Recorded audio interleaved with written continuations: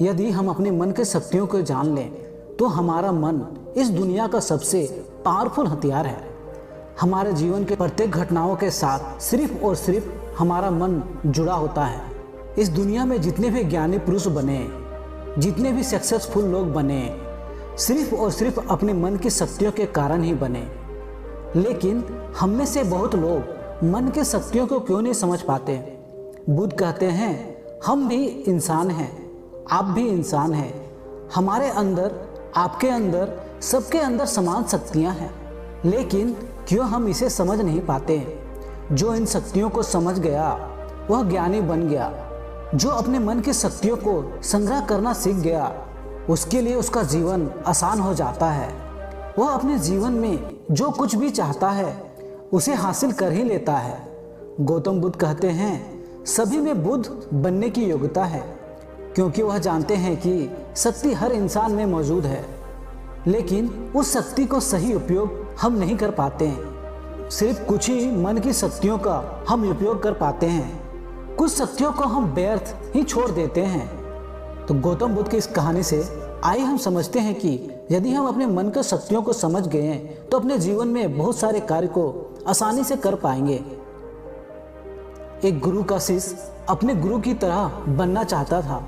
गुरु भी अपने उस शिष्य को अपने से महान बनाना चाहते थे, इसलिए उन्होंने उसे हर तरह की शिक्षा दी और शिष्य को बहुत ही जल्द बहुत कुछ बनना था।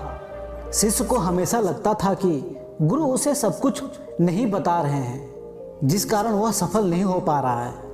तब शिष्य ने सोचा क्यों ना मैं गुरु का पीछा करूं। वह हर दिन क्या क्या करते हैं, क्यों ना मैं उन्हें देखूं। तब से वह छुप छुपाकर गुरु को देखने लगे।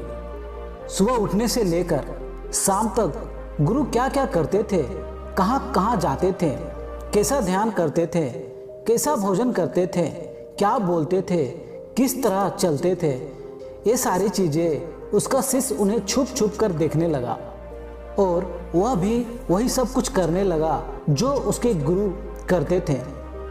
एक दिन गुरु ने सुबह देखा कि उसका शिष्य उसके साथ साथ चल रहा है। वह भी उसी नदी में नहाया जहाँ पर गुरुदेव नहा रहे थे। वह भी उसी चट्टान पर पहुँचा जहाँ पर गुरुदेव बैठकर ध्यान करते थे। गुरु के चट्टान पर बैठने से पहले वह उस स्थान पर जाकर बैठ गया, ध्यान करने लगा।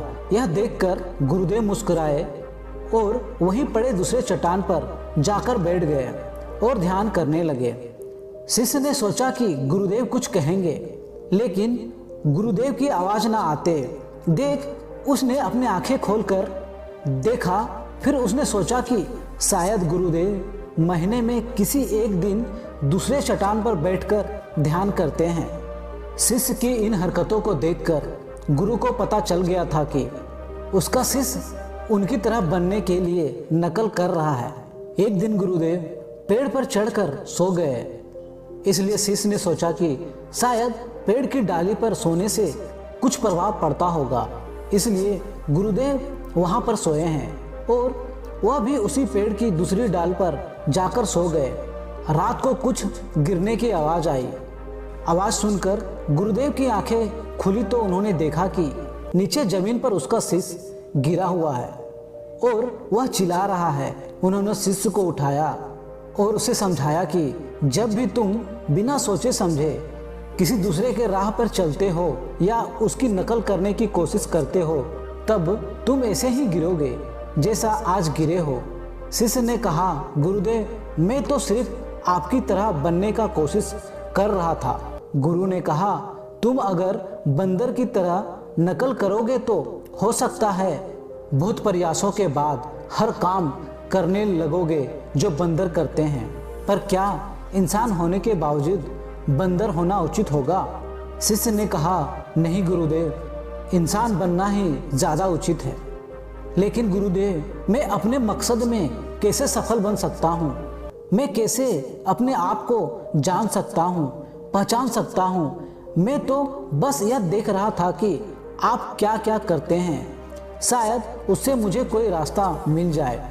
गुरु ने कहा जिस प्रकार शरीर को चलाने के लिए भोजन की आवश्यकता होती है, भोजन अगर शुद्ध है तो शरीर में शक्ति भी शुद्ध होती है। हमारा शरीर स्वस्थ रहता है, शक्तिशाली रहता है, बलवान रहता है। इस शरीर से जो भी कार्य करना चाहो तुम करवा सकते हो, लेकिन तुम खराब सड़ा गला रखा हुआ बासी खाना खाओगे तो क्या होगा? शिष्य ने कहा, शरीर की शक्तियाँ खत्म हो जाएगी, हमारा शरीर बीमार पड़ जाएगा। फिर गुरु ने कहा, इसी तरह हमारे मन की शक्तियाँ होती है और इसमें इतनी शक्ति होती है कि कुछ भी पा सकते हो, कुछ भी बना जा सकता है, अपने आप को जाना जा सकता है, पहचाना जा सकता है, बौद्धित्व को प्राप्त किया जा सकता है। लेकिन मन के शक्तियों को ना तो नापा जा सकता है, ना टटोला जा सकता है। शिष्य ने कहा, आप तो ज्ञानी हैं, इसलिए आपके पास मन की शक्तियां हैं जिनका उपयोग आप कर सकते हैं, लेकिन हम उपयोग करते हैं तो कुछ भी नहीं होता। गुरु ने कहा, मन की शक्तियां तो तुम्हारे पास भी है और उतनी ही है जितनी मेरे पास है या किसी और के पास है।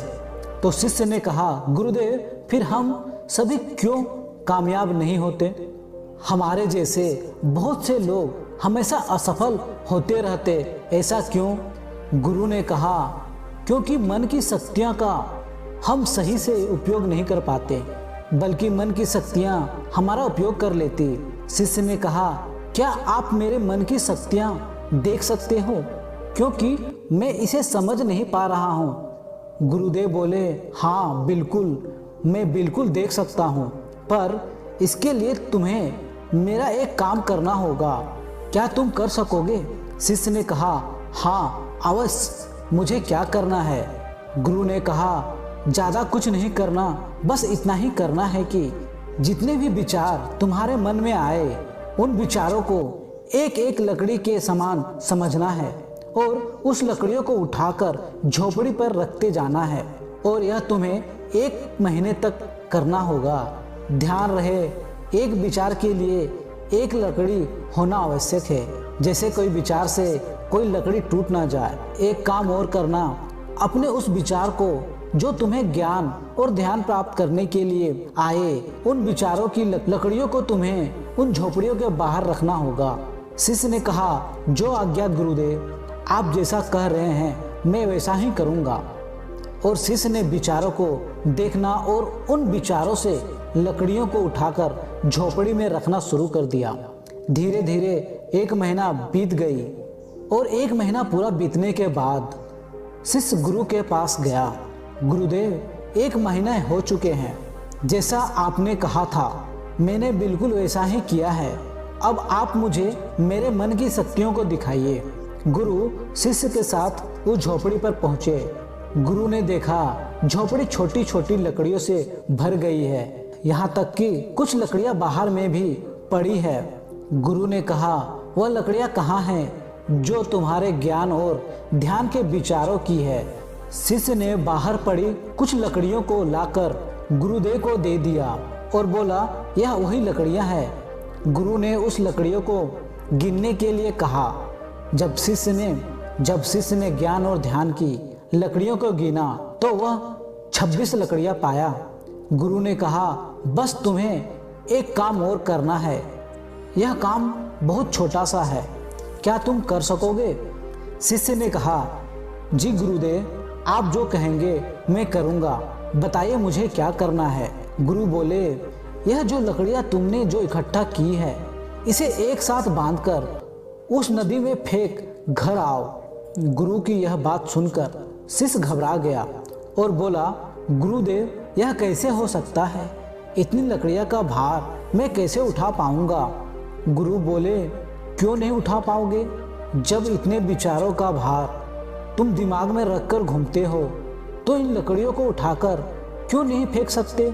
शिष्य ने कहा, गुरुदेव, विचारों में तो वजन नहीं होता। गुरु बोले, विचारों में भी वजन होता है। देखो, तुम्हारे बेकार के विचारों के नीचे तुम्हारे मकसद के विचार और ज्ञान के विचार कितने हैं। तुमने अपने मन की सारी शक्तियाँ इन बेकार के विचारों में लगा दी है जो झोपड़ी में बाहर पड़ी है, और केवल 26 लकड़ियाँ के साथ ही तुम ध्यान और ज्ञान को पाना चाहते हो? शिष्य ने कहा, आप ठीक कह रहे हैं गुरुदेव, पर मैं अब क्या करूं? गुरु ने कहा, अपने ज्ञान और ध्यान की तरह बढ़ना चाहते हो और यही तुम्हारी लक्ष्य है, तो इन बेकार के विचारों को नदी में बहा दो। शिष्य ने कहा, नहीं गुरुदेव, इतनी सारी लकड़ियां को मैं सर पर नहीं उठा पाऊंगा। गुरु मुस्कुराते हुए कहे, तो इसे एक एक करके फेंक दो।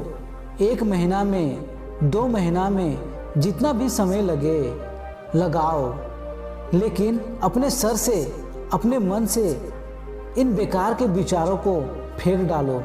याद रहे, एक विचार छूटने पर नदी में सिर्फ एक ही लकड़ी फेंकना। शिष्य ने जिन लकड़ियों को 1 महीने में इकट्ठा किया था, उसे फेंकने में 3 साल लग गए। एक विचार पर एक लकड़ी नदी में फेंका था। अब उसके पास केवल 26 लकड़ियां ही बची थी, जो उसके ध्यान और ज्ञान की थी, और उसके पूरे मन की शक्तियां ध्यान और ज्ञान पर लगी हुई थी। कोई भी बेकार के विचार उसके मन में नहीं थे। एक दिन ध्यान करते हुए वह उठा और गुरुदेव के पास गया और बोला, गुरुदेव, ऐसा लगता है मैं कहीं अटक गया हूँ और मैं आगे नहीं जा पा रहा हूँ। गुरुदेव ने कहा, उन 26 लकड़ियों को छोड़ने का समय हो गया है, छोड़ दो उन्हें। उसने उन 26 लकड़ियों को छोड़ने में 1 साल लगा दिया, और जब उसने आखिरी में लकड़ी को डाला, तब वह वहीं नदी के किनारे बैठ गया और बैठा ही रहा। गुरु ने अपने शिष्य को नदी के किनारे ढूंढते हुए वहां पहुंच गए। गुरु शिष्य को देखकर वह जान गया, वह संपूर्ण शक्ति में खेल रहा है। शिष्य ने गुरु की ओर देखा और दोनों ही एक दूसरे को देखते हुए बिना कुछ कहे वापस चले गए। हमें भी अपने जीवन में मन के शक्तियों का उपयोग करना चाहिए। हमने ऐसा कर लिया तो हम जीवन में वह सभी असंभव काम, जो कुछ भी हम पाना चाहते हैं, हम उसे पा सकते हैं। मन की शक्तियों हजारों लाखों विचारों के रूप में हमारे मन में बिखरी पड़ी है। इसमें कुछ अच्छे विचार भी हैं, कुछ बुरे विचार भी हैं। हमें अपने विचारों को पकड़ना है। अगर हम अच्छे विचार को नहीं पकड़ेंगे तो बुरे विचार तुरंत ही हमारे ऊपर असर डालने लगेगी और हम नकारात्मक और नेगेटिव विचार की ओर बढ़ते चले जाएंगे। इसलिए गौतम बुद्ध बोलते हैं, जब भी अपने मन में अच्छी विचार आए, उसे तुरंत पकड़िए, उन विचारों पर तुरंत काम करना प्रारंभ करें। मन की शक्तियों का उपयोग करना बहुत ही सरल है। बस आपको उतना ही करना है जो आपको सबसे ज़्यादा सटीक लगे। लेकिन हम एक साथ हजारों लाखों कामों को करने में लग जाते हैं, इसलिए हमारी मन की शक्तियाँ विचलित हो जाती है। इसी वजह से हमारे मन की शक्तियाँ बिखर जाती है। इसलिए आप किस काम के लिए बने हैं उसे समझें। भगवान आपको किस काम के लिए बनाया है, वैसे विचार आपके मन में बार बार आएंगे। बस ज़रूरत है उसको पकड़ने की, उसे समझने की, मन की शक्तियों को जानने की, और उसी दिशा निर्देश में आप अपने कामों को करें। तो दोस्तों, आज की इस कहानी से हमने समझा, यदि आपने अपने मन की शक्तियों को जान लिया तो आपका हर एक असंभव दिखने वाला कार्य भी संभव हो जाएगा। तो आज के लिए इन्हीं बातों के साथ मैं लेता हूँ विदा। वीडियो अच्छा लगा तो लाइक करना, शेयर करना। अगले वीडियो में फिर मिलता हूँ जो आपको एक पॉजिटिव एनर्जी से भर देगा। धन्यवाद।